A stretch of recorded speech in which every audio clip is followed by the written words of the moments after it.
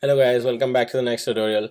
So continuing with the variables, let's discuss about numbers. This is the first one that we want to discuss. So let's open our Python, and what I already did is created one more file, Python file called numbers, and I'm just gonna work on this. So guys, I would just recommend the basic convention is to always name the files with small characters like numbers all small.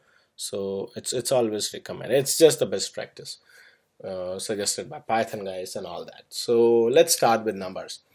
So this is the first formal introduction of the variables, right? So let's say, how do we define the basic decimal type? So it's all the same. There's no, as I mentioned, if you're coming from another programming language or if you know something about data types, other languages have something like int and string and all those things. Python doesn't have anything. It just understands on its own. So we just need to give the name, any name that we like. So what I'm gonna do is I'm just gonna give a name, uh, int num, something like that. This is the name that I'm just giving, and I'm gonna put the spaces between the equal sign, and then just gonna give it a number. So that's it, and that's how we define a number. It's the easiest way I can imagine, because in a lot of programming languages they're strongly typed. You have to say what data type you are defining, and then it has to match and all those things. But in Python it's really smart. So if for the other number types like floats, which are the digits after decimals, what we need to say is, let's say float num, I can say.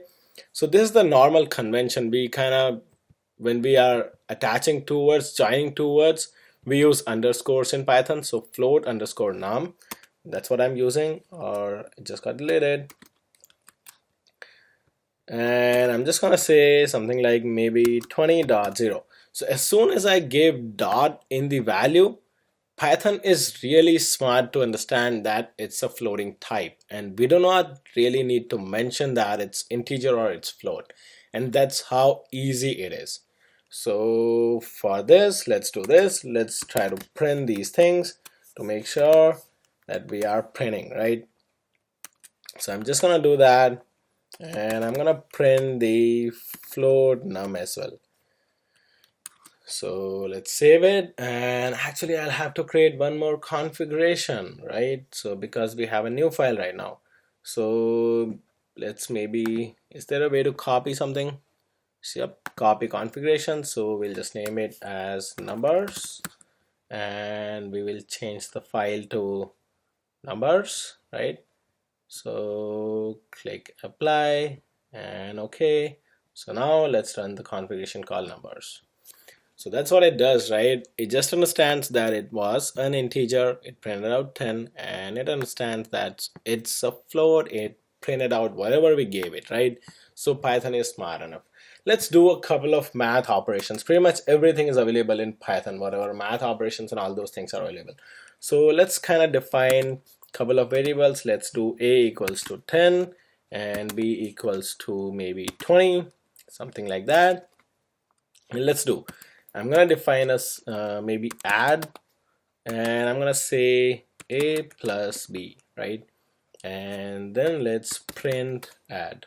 So what I've just done is that I defined a couple of variables. A gave it a value 10, b gave it a value 20, and defined a variable called add and assigned a value equals to a plus b, which is the sum or addition of a and b, right? And then I'm printing the value of add, which is my this variable, right? So that's what I'm doing. Let's do maybe subtraction also. So let's do b minus a, and then print out value of sub, right? And let's do multiplication, right? So let's do multi, something like that, and let's call a, and asterisk is the sign for multiplication, and b, and then let's print out this multi, right? And finally let's do some division as well.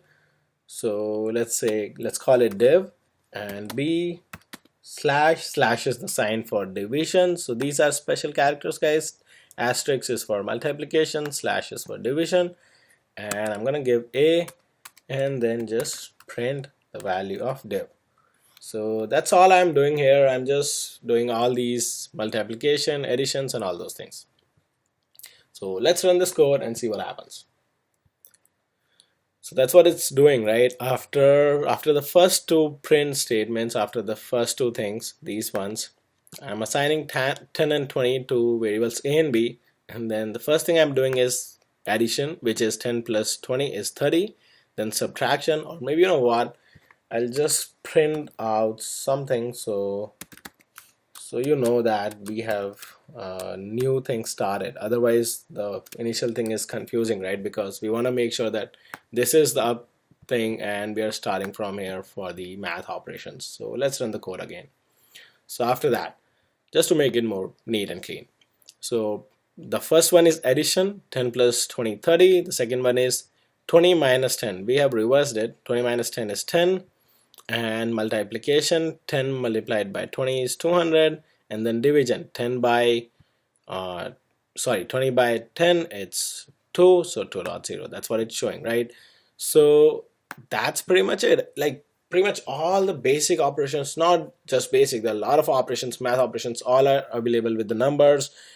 It's very easy to define a number type, nothing special needed. You can just say name whatever you like, right? So what we are doing, we just gave a name of our choice, both the places, right? We just gave a name of our choice here as well, A and B, and here as well, add, sub, multi-div, all these are names of our choice. So don't think that these are from Python. I can just say my choice, this is my choice. So we just have to change this after that, right? So my choice, I can just run it again and it's exactly the same. So these are just the variables that we're giving based on our wish. So this is pretty cool. Python is smart enough to understand all these, and all operations are available. So that's pretty much it I'm gonna say for this tutorial, guys. Practice a little bit about all these small operations like addition, subtraction, multiplication, and division, and in the next lecture we're gonna take a look at a couple of more math operations. So just define some numbers and get back to me if you have any questions. And definitely the file is gonna be there on the web, so you guys can download and refer to it. So stay tuned for the next lectures, guys. Thanks for attending this one.